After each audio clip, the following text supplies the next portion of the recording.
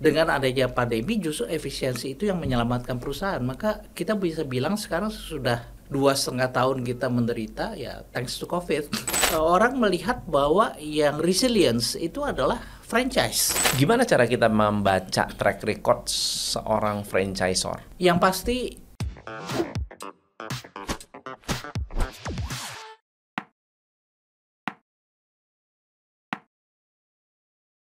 Hari ini saya bahagia sekali karena ketemu dengan orang yang banyak memberikan saya mentoring. Jadi ini mentor saya yang hadir, Pak Royanto Handaya. Beliau adalah Presiden Panorama Tours JTB. Pak Roy, apa kabar? kabar baik, Tom. Wah, you still look young. Pak Roy juga nggak berubah. Dari dulu sampai sekarang nggak berubah. Keren. Nostalgia ya Pak Roy ya? Tahun berapa dulu dari Panorama bikin? Saya keluar tahun 2006. 2006, That was almost 20 years ago. Iya. 2006 karena saya ngambil franchise 2006. Akhirnya bulan Agustus, September, Oktober saya resign. Ya, Pak Rama sampai kaget. Kok bisa loh tinggi? In fact, you prove that you're succeeding. Iya. Pak Roy, bagaimana keadaan bisnis pas pandemi, setelah pandemi, dan transformasi apa yang dilakukan oleh Panorama sehingga Panorama ini ya keep strong gitu? Well, semua perusahaan kena dampak pada saat pandemi. Itu terjadi oleh karena pandemi itu menyebabkan pembatasan sosialisasi.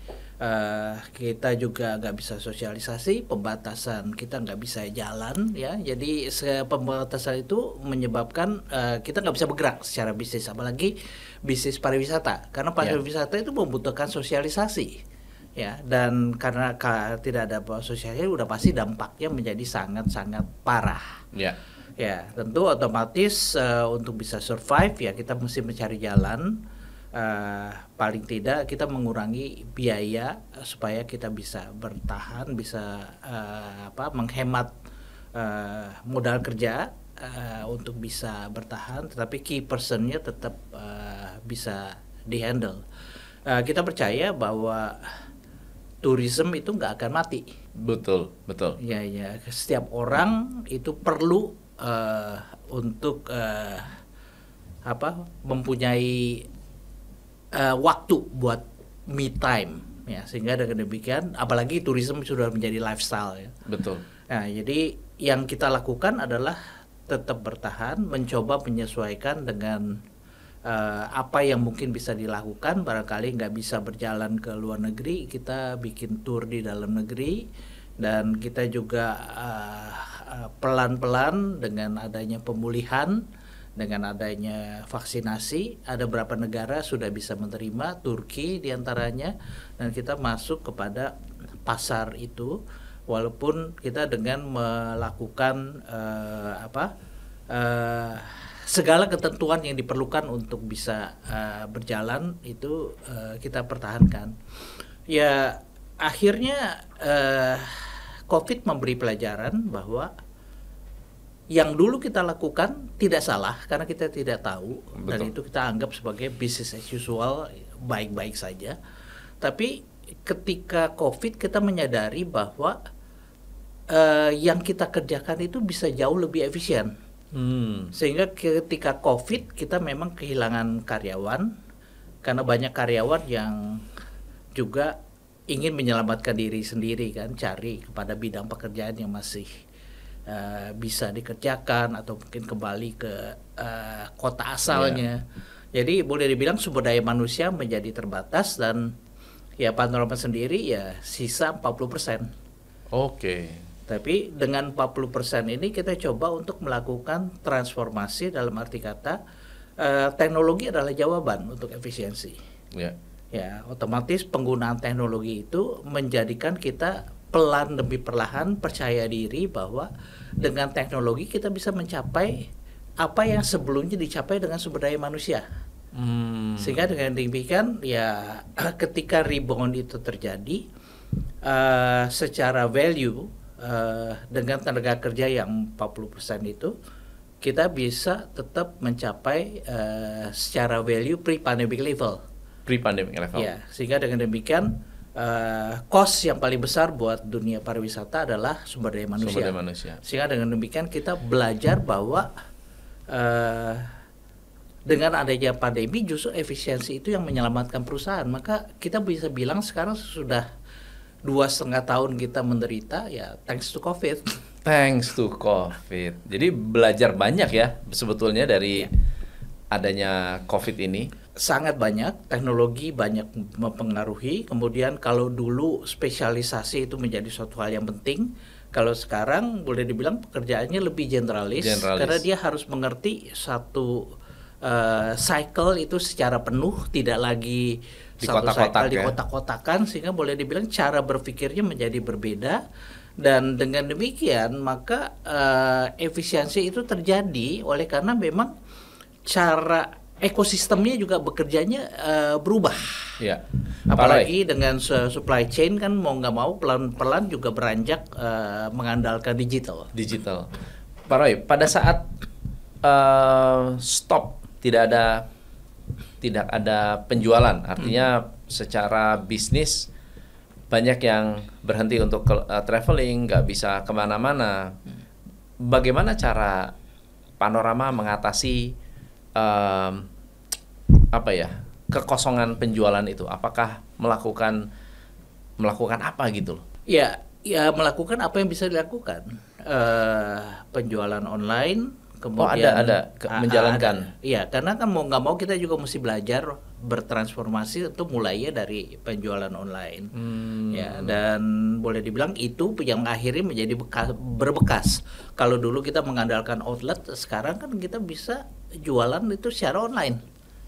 Ya, dan bahkan ada satu anak perusahaan yang memang 100% mengandalkan sosial media untuk bisa menjalankan tour outbound-nya. Oke. Ya, jadi sekarang ini Panorama ada berapa banyak anak perusahaan sih? Sebetulnya Panorama kita bicara Panorama mana nih? Panorama JTB, Panorama Group. Kalau Panorama JTB itu memang fokusnya hanya di domestik dan outbound. Sementara di Panorama Group itu ada fokus di tourism. Tourism itu terbagi 3, outbound, ada inbound, ada MICE, Meeting Incentive Convention Exhibition. Tetapi juga Panorama Group itu ada transportation. Oke. Ya, yang dulu hanya untuk menunjang tourism, sekarang menjadi transportasi untuk umum. Oke. Dan pilar berikutnya itu adalah hospitality, hotel management. Jadi ada 101 ya. 101, The Haven, B&B, masih ada berapa lagi ada. B&B juga ya? Iya. Oke. Nah, ada nggak? Pak Roy kan juga di Panorama Media. Iya.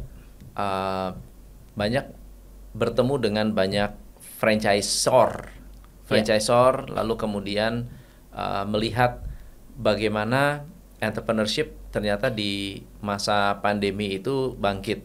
Ya. Pak Roy lihatnya bagaimana, Pak? Zaman COVID justru kita melihat banyak sekali bisnis-bisnis baru yang bergeliat, khususnya adalah bisnis yang online. Kemudian terjadi perubahan, F&B itu bisa mengandalkan delivery dan kemudian menggunakan kitchen yang cloud kitchen ya, kemudian freezing frozen food ya, dan itu adalah inovasi ya, kita nggak bisa bilang inovasi kecil karena secara terfaktor, secara keseluruhan itu banyak sekali mengubah model bisnis. Betul.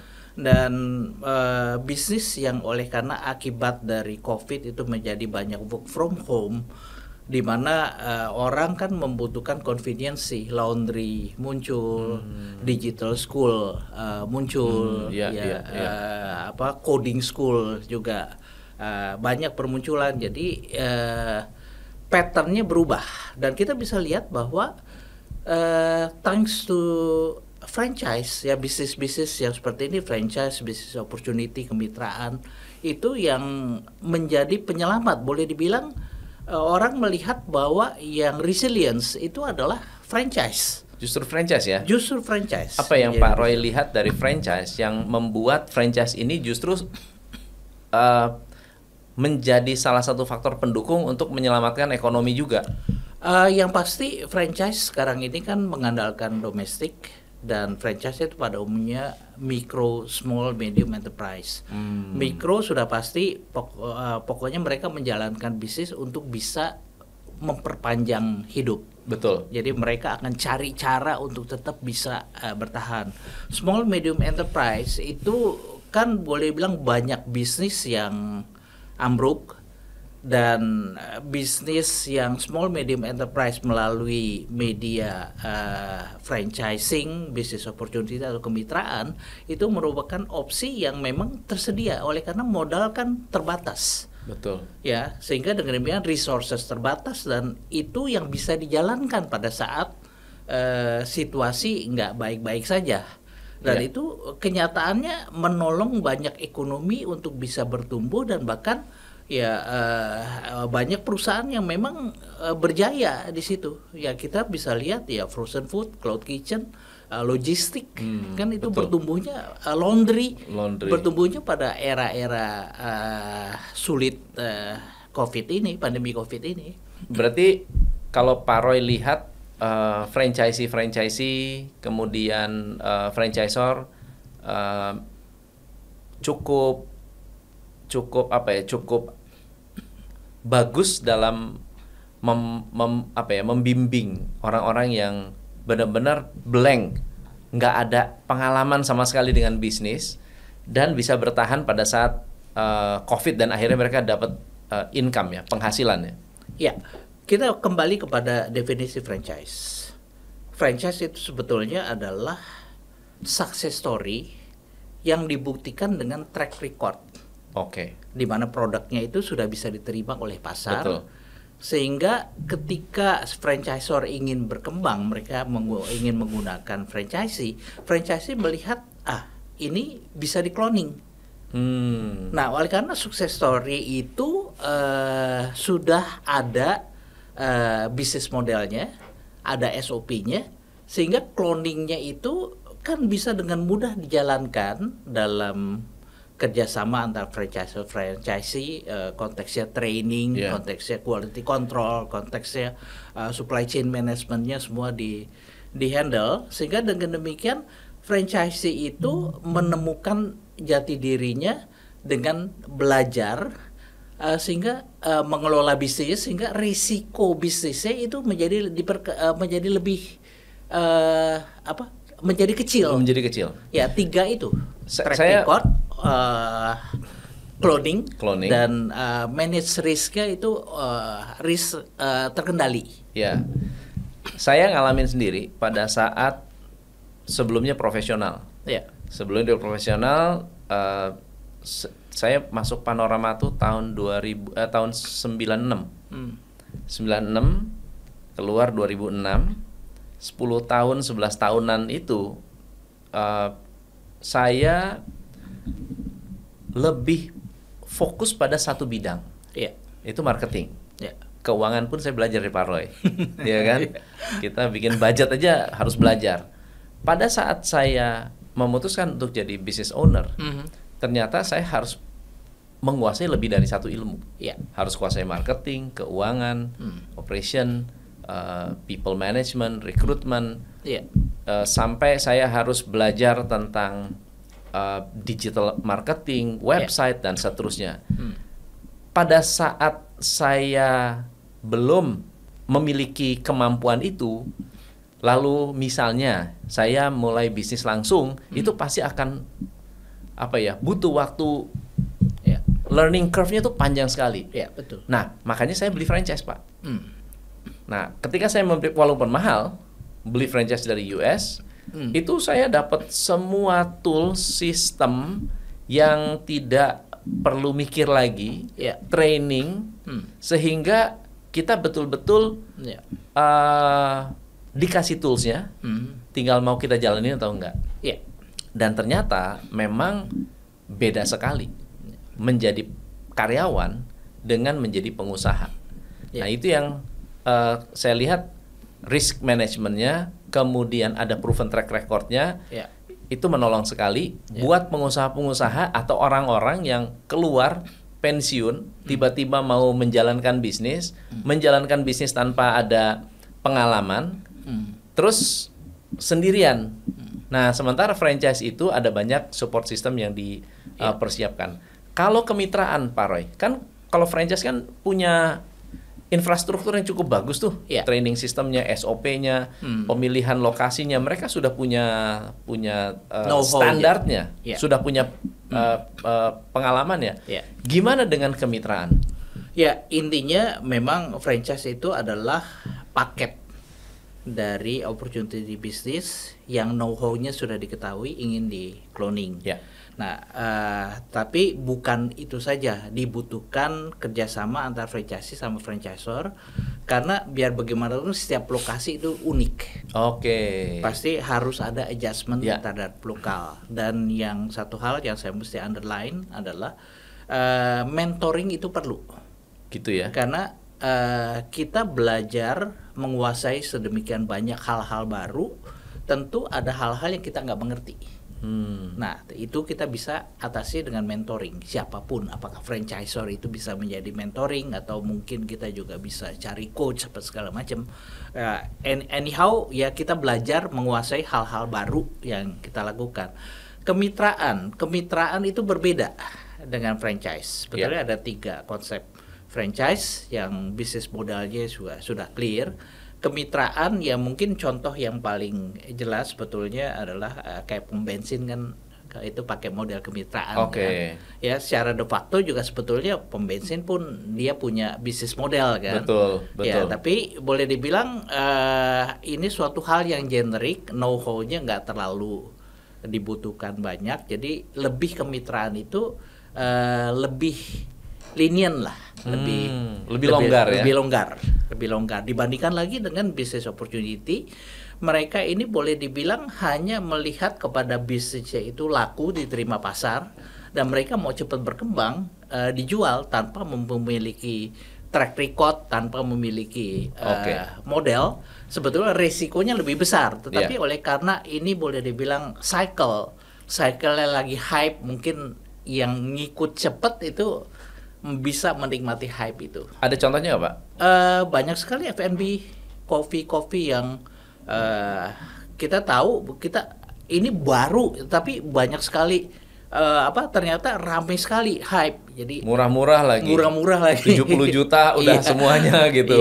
Iya, tapi yang satu hal yang dilupakan itu adalah track recordnya nggak ada. Dan yang penting sebetulnya suatu hal yang kita tadi lewatin itu sebetulnya franchisor itu mesti kredibel.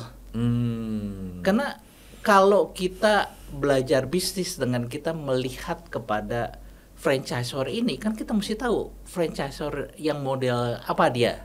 Kalau memang dia punya passionnya untuk membangun bisnis dan mengembangkan bisnis melalui franchise, dan dia memang fokus di situ, ya tentu kan kita punya kepercayaan. I see. Ya, jangan nanti tahu-tahu kalau udah life cycle-nya lagi turun. Pindah ke bisnis lain kan kita ditinggal susah. Iya.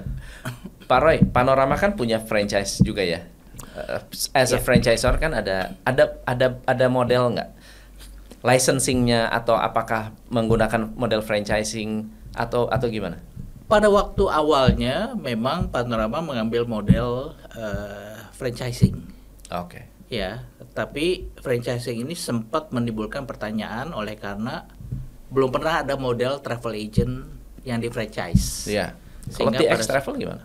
Ya, itu pada saat itu kan Panorama World udah jalan duluan. Oh. Ya, dan kita memang pakai konsultan dari Singapura. Oke. Untuk menyusunkan bisnis modelnya. Ya, tetapi pada saat perkembangannya kita melihat bahwa franchise itu komitmen yang berat. Karena lokasi kita kompetensi kita di kota besar, ketika kita ada permintaan untuk franchise di kota kecil, dan rules of the game-nya kan berubah. Iya. Nah, itu buat kita terlalu banyak waktu yang untuk kita bisa menemukan cara untuk mengembangkan di semuanya. Sehingga akhirnya kami bergerak pada model licensing. Ya, licensing ini juga boleh dibilang baru. Oke. Ya, karena kita memang memulainya, intinya kita memberikan license untuk menggunakan nama Panorama untuk menjalankan travel. Tapi nama produk. Ya, nah produk kita support. Termasuk pricing dan training berarti ya. Betul. Ya, tapi kita tidak lagi bertanggung jawab kepada pengembangan di lokalnya. Ya. Mereka jadi harus menyesuaikan diri dengan local market. Betul. Sehingga akhirnya itu bisa lebih jalan. Tetapi semuanya itu stop ketika COVID. Oke. Pelan-pelan ada yang tetap berusaha untuk bertahan, tapi ada yang mengembalikan. Tapi anyhow ya, COVID itu membuat kita kan boleh bilang mencoba survive untuk bisa tetap bisa berjalan kan, tetap eksis. Di Panorama Media beberapa kali ada Franchise Expo. Kapan tuh pertama kali after COVID itu Franchise Expo pertama tuh tahun berapa ya? After COVID itu di tahun 2020. 1 atau 2? 22. Ya, 22. Okay. 2022. Masih rame, Pak? Pada saat animonya itu karena COVID kan boleh dibilang banyak orang tahu yang resilience adalah bisnis franchise. Oh. Nah, justru ya. Itu membuat mereka sangat antusias untuk bisa ikut dan masuk di dalam cycle itu. Walaupun banyak juga yang melihat bahwa wah, ini banyak bisnis opportunity yang dijual lalu kemudian trending sesaat lalu kemudian beralih bisnis. Ada juga yang begitu ya, Pak ya? Ada. Yang pasti itu yang menjadi penyebab kenapa track record menjadi penting, kenapa credibility menjadi penting. Gimana cara kita membaca track record seorang franchisor atau kemitraan? Yang pasti dia udah franchisor ini sudah bergerak dari tahun berapa, dan ketika tahun berapa kan kita juga bisa tahu jejaknya seberapa jauh dia bisa mengembangkan pasar. Nah, tentu otomatis kan kita bisa menanyakan kepada franchisee sebelumnya seberapa jauh pengembangannya, challenge-nya bagaimana. Paling tidak kan kita nggak hanya beli konsep. Tapi juga kita coba cari tahu mengenai credibility, mengenai rekomendasi, mengenai pengalaman dari franchise lain, sehingga dengan demikian kita bisa mempunyai perspektif yang lebih luas, bukan hanya kita semata melihat kepada janji-janji. Ya benar ya, janji itu penting, return on investment penting, tetapi juga kita melihat seberapa jauh challenge yang sudah bisa diatasi dalam rangka mengembangkan ekspansi dari brand ini oleh franchisor dan franchisee. Peserta yang mengikuti peserta Franchise Expo di FLAI, Franchise and Licensing Expo Indonesia itu selain F&B ada bidang lain nggak? Banyak sekali, karena franchise itu meliputi banyak bidang. Ya, F&B memang paling banyak. F&B. Ya. Kemudian laundry misalnya. Laundry juga booming nih sekarang. Laundry juga booming. Terutama sekarang saya udah berkurang karena pada saat pandemi itu boomingnya luar biasa. Kemudian pensuplai air mineral. Nah, itu juga banyak. Studi, ya, Bimbel-bimbel. bimbel-bimbel, ya, bahkan ada sekolah renang, Sekolah renang. iya, ya, atau coding. Nah itu juga. Gimana caranya sekolah renang di franchise kan? Ya, ya pasti dia punya SOP untuk bisa franchisee itu membuka sekolah renang. Oke. Ya. Jadi ada kolamnya, Ada, mereka bikinin kolamnya gitu di dalam satu tempat, Kak, berapa kali berapa, terus Iya. bikin itu ya? Kurikulumnya. Oh, iya. Ya, itu luas sekali. Berbagai bisnis. Bimbel bahasa Inggris gitu kali ya? Ya, bahasa Inggris, bahasa ya. Pelajaran-pelajaran di luar dari matematika gitu ya, untuk yang umum. Ekspedisi, Logistik, Iya. mobil, motor, atau ini untuk bengkelnya. bengkel. Iya, bisa. Jadi otomotif juga bisa di-franchise-kan ya? Otomotif juga bisa. Ada nggak yang unik, paling unik apa, Pak? Yang namanya bisnis kan semuanya paling tidak kan dia punya unique selling point. Ya. Ya, kita bisa mempelajari kan pilihannya dua. Ada yang mau milih berdasarkan passion, Ya. atau ada yang mau milih berdasarkan tren. Oh. Nggak salah kan? Ya. Mau milih berdasarkan passion ya memang dia suka hati, mungkin servisnya akan lebih baik oleh karena memang dia sesuai dengan passionnya kan. Kalau lihat misalnya, ini bagus banget nih. Misalnya sekarang lagi rame es krim. Iya, Ah, ikut. ada es krim murah, ikut. Iya. Punya tempat, jalan. Karena itu ada masanya, Iya. es krim itu sedang booming gitu ya. Iya, betul. Tapi kalau yang mengikuti passion bisa jadi yang lebih long term kayak saya nih, senang Lebih long ngajar, term. Iya, saya senang betul. ini, oke ngambil Iya. bimbel. Iya, servis pun lebih baik karena memang sesuai passion. Jadi kita memberikan layanan itu ya dengan sukarela. Betul. Dan customer franchisee atau customer itu pasti akan merasakan itu Bisa perbedaan merasakan, itu. betul. Dan itu menjamin bisnisnya menjadi lebih berhasil. Untuk membaca peluangnya sendiri gimana, Pak Roy? Yang pasti kalau memang franchise kan sebetulnya sukses track record yang di clothing. Tentu otomatis dengan pengalaman dia udah tahu ya, misalnya mau mengembangkan di suatu daerah itu maksimum hanya 4 atau 5 franchise, jaraknya itu diatur sedemikian rupa ya, sehingga dengan demikian kan success factor yang membuat sukses itu bisa diulangi dengan lokasi-lokasi yang memang sudah dilihat, sehingga dengan demikian kuncinya adalah franchisee itu mengusulkan lokasi yang dia mau jalankan, lalu franchisor akan melihat bahwa itu memang key success factor yang track record sebelumnya bisa diulangi apa enggak. Tahun ini, kapan nih Pak akan ada lagi? Di bulan Mei, Bulan 10 Mei. sampai 12 Mei. 10, 11, 12, Ya, 3 hari ya? 3 hari. Lokasi Ya. di Lokasi kali ini di Jakarta, J Expo, Kemayoran. J Expo. Ya, Oke. Hall Day 2. Hall Day 2. Ya. Oke. Kita melihat sekarang karakteristik dari business owner yang membeli franchise saat ini. Ya. Kalau Pak Roy melihatnya, kan franchise ini membantu. Ya.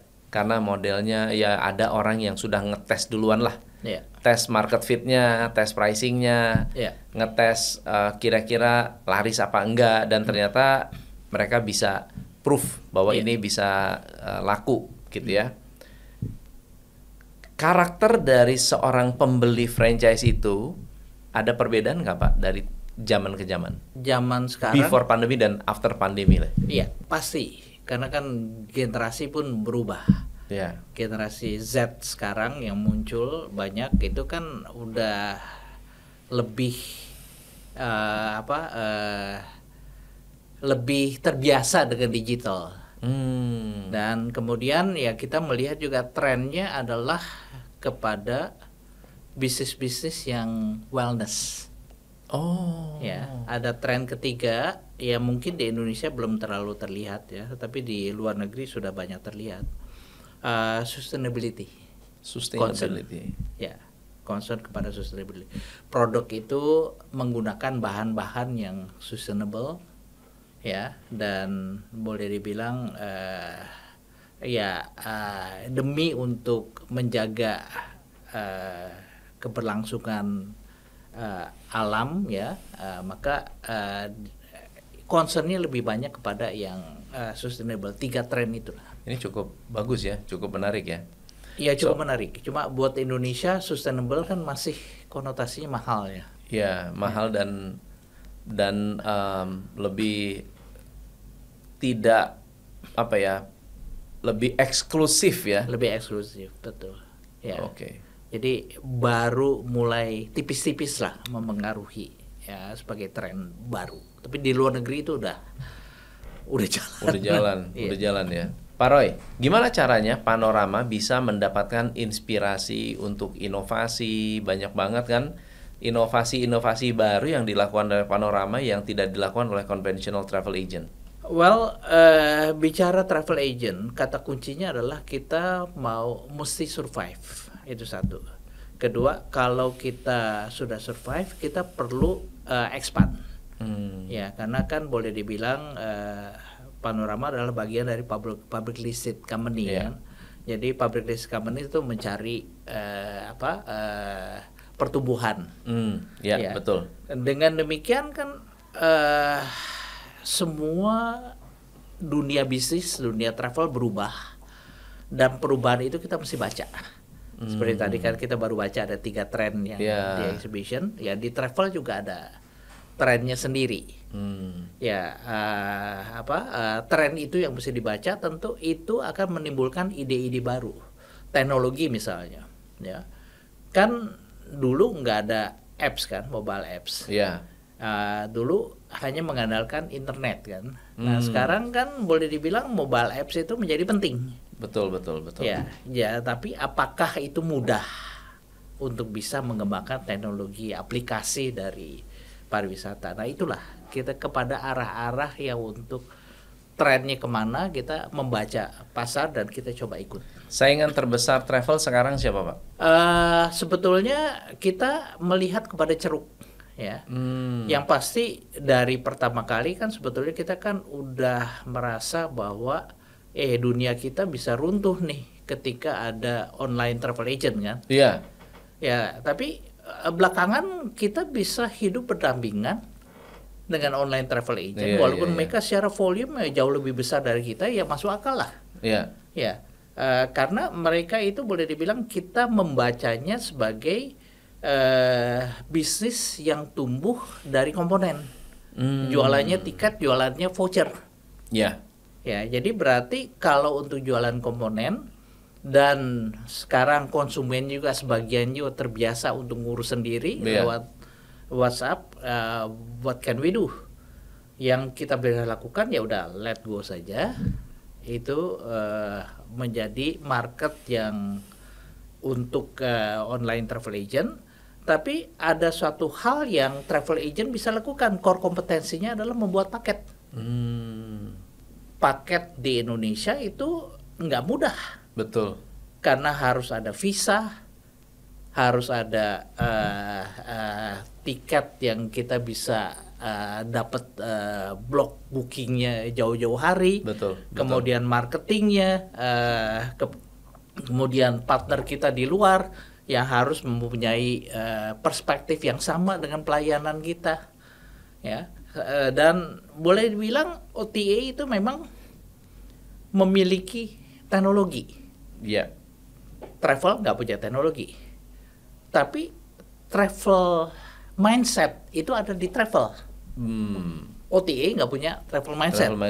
Ya, jadi berarti dengan kata lain ya dengan perspektif ini kan kita bisa hidup di masing-masing wilayah yang dimana kita kompeten. Ya, memang OTA hanya marketplace lah intinya ya. Iya. Nah, Panorama dengan OTA ini kerjasama nggak? Sebagian market ya memang kita harus akui juga bisa diberikan oleh OTA marketplace ya. Ya, jadi ada beberapa hal yang memang kita bisa menjadi konten buat OTA. Ya. Jadi kadang-kadang nggak bisa jadi musuh benar-benar musuh gitu ya. Nggak bisa. Kadang-kadang ada juga yang bisa Ada yang dikolaborasikan bisa ya. dikolaborasi ya, dunia realistis lah. Kalau secara harga gimana sih Pak? OTA dan Secara harga ya tentu udah sama otomatis mirip atau sudah? Kalau dulu kan mereka banyak itu bakar uang. ya itu konteksnya hukum ekonomi kan. Kalau mereka mau meningkatkan traction dengan mengundang membuka promosi-promosi yang itu dikonotasikan sebagai bakar duit ya, sebetulnya kan itu ada cost benefit lah yang dikejar. Tapi kan dunia sekarang kan sudah berubah. Betul. Ya, apalagi after COVID itu yang sebetulnya paling banyak terkena itu adalah bank. Kan kita dengar SVB kan. SVB itu menjadi banker nomor 16 terbesar di Amerika yang terdampak oleh COVID. Sehingga dia yang tadinya menjadi sumber dana untuk perusahaan-perusahaan startup khususnya teknologi, nah itu menjadi disaster buat startup. Ya. Nah, jadi boleh dibilang ya kita itu kenyataan. Nah, apakah nanti private equity atau venture capital pasti udah akan menghindari lagi untuk membiayai startup kan? Kemana mereka? Tetap dia harus cari perusahaan-perusahaan yang untuk diekspand kan? Betul. Pasti yang akan dicari adalah yang ada underline-nya. Betul. Itu sebabnya ada beberapa franchise yang dilirik. Kopi contohnya ya. Jadi berarti kembali kepada bisnis tradisional. Walaupun mereka sebetulnya interest dengan startup teknologi, tapi at the end of the day mereka harus cari bread and butter ya. Bisnis yang menghasilkan duit gitu. Betul. Jadi sebetulnya kita bisa lihat di sini ada satu waktu franchise membuktikan bahwa mereka baik, tapi ada waktu lain di mana startup itu menyita perhatian terhadap franchise. Sekarang eranya kebalik. Kembali lagi kepada bisnis yang memang ada underlying-nya lah. Betul. Ada realitasnya. Pasti franchise ini punya masa depan yang sangat baik untuk bisa berkembang. Apalagi di Indonesia boleh dibilang kan kita punya banyak sekali Dekakon. Ya, itu dia. Jadi berarti area di sini udah pasti akan menarik kepada PE VC.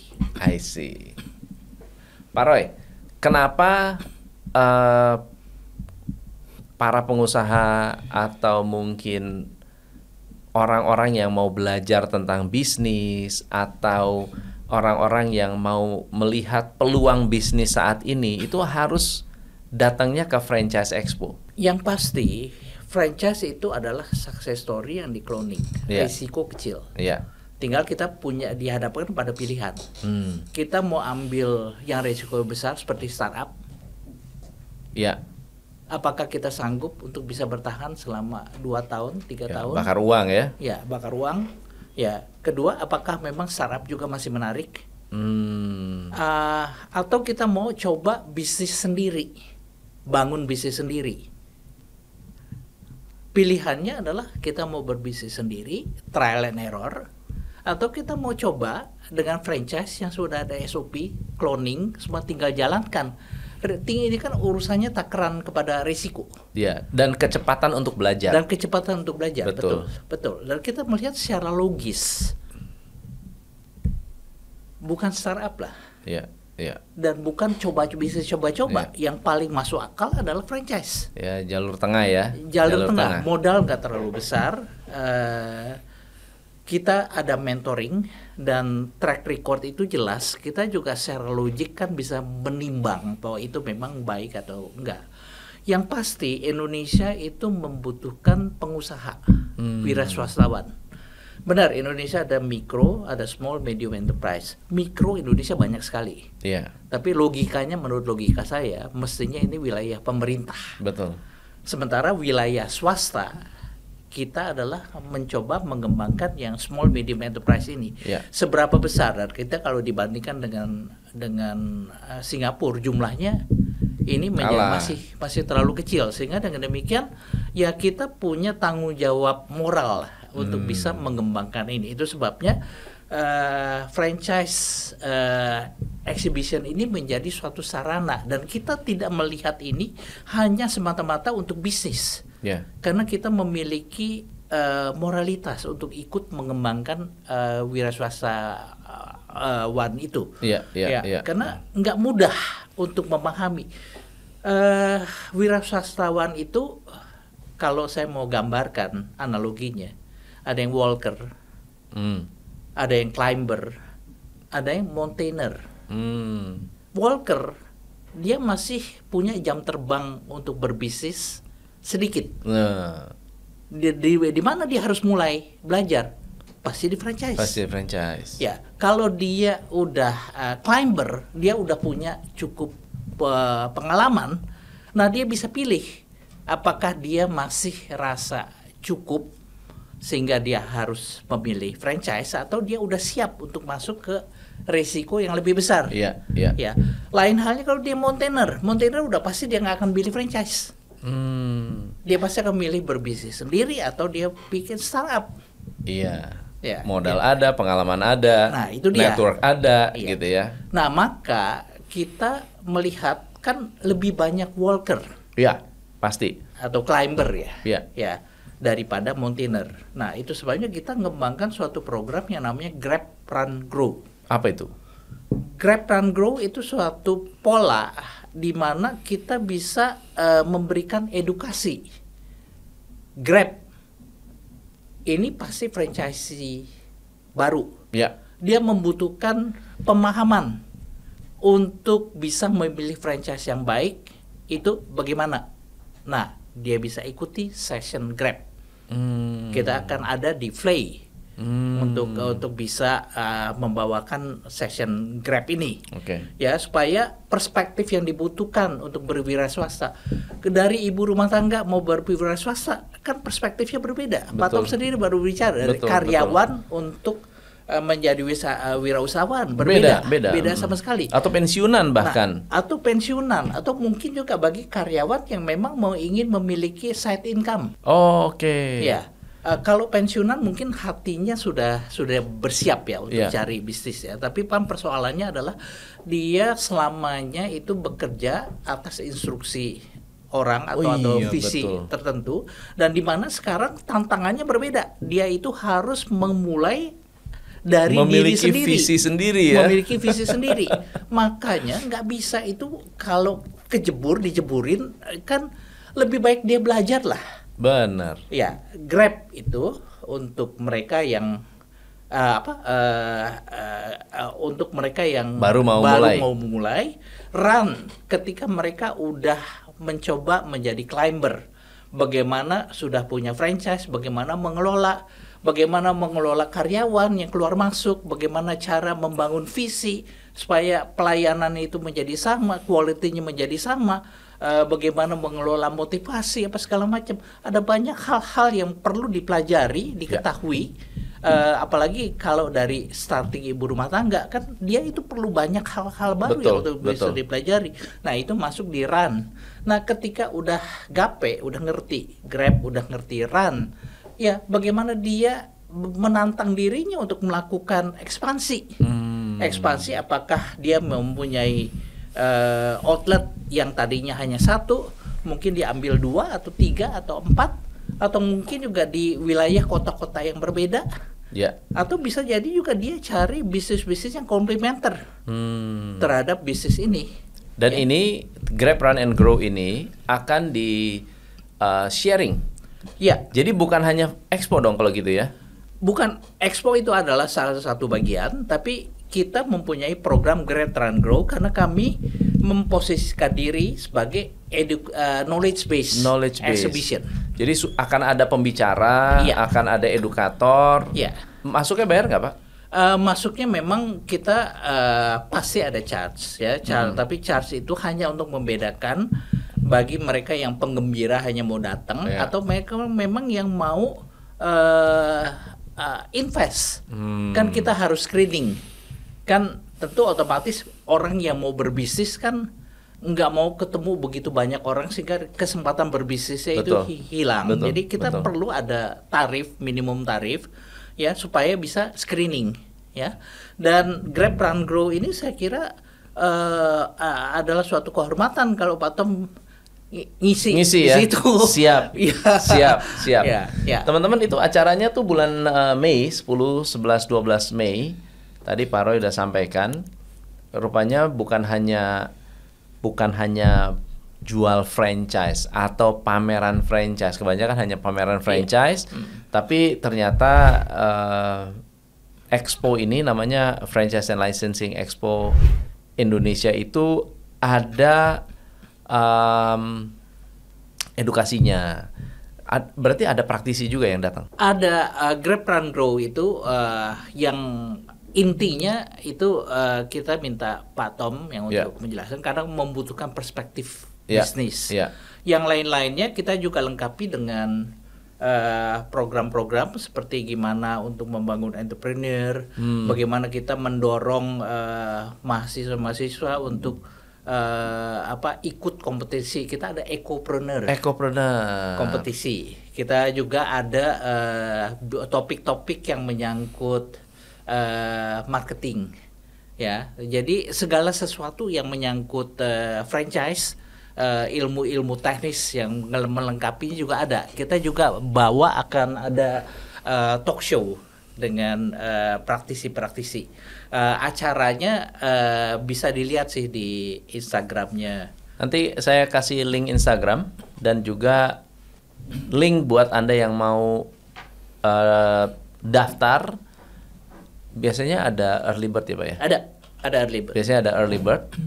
Jadi kalian cek lah linknya, nanti bisa langsung ketemu saya nanti di sana. Saya nanti ngobrol juga, bahas Sabtu Minggu ya? Ya, Sabtu Minggu. Pak Roy, thank you so much hari ini, seru banget, sudah sharing banyak hal. Dan menurut saya pelajaran yang paling penting adalah bisnis itu harus resilient, bisnis itu harus keep growing, dan jangan berhenti belajar ya Pak. Jangan berhenti belajar. Oke, thank you so much. Perubahan itu terjadi dan selalu kita harus alert terhadap perubahan. Ya, perubahan itu udah pasti. Sudah. Jadi harus ikut menyadari bahwa perubahan ini ada, dan kalau nggak tergulung dengan perubahan ya kita harus mawas diri. Thank you Pak Roy. Thank you teman-teman. Saya Tom MC Ifle, salam pencerahan. Hanya di Top Coach Indonesia.